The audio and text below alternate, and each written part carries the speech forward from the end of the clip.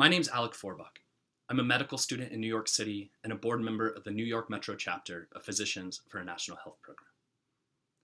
I came to medical school to help people, not bankrupt them. But as I get more exposure to our healthcare system, I realize that that is not always possible.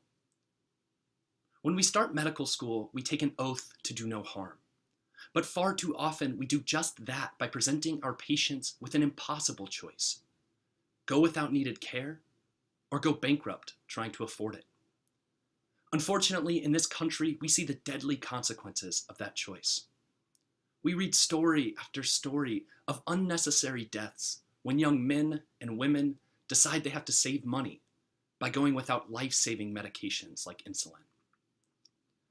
I have a mentor who talks about patients he sees.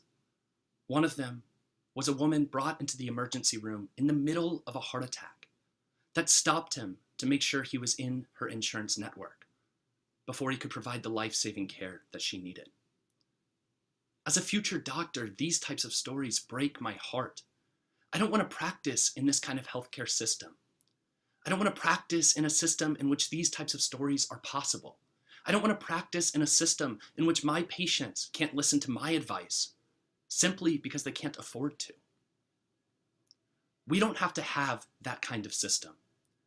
Medicare for all would be a system in which everyone could get the care they need, regardless of their ability to pay for it. It would be a system in which I could be proud to be a doctor. And it would be a system where I could focus on what brought me to medical school in the first place: helping people.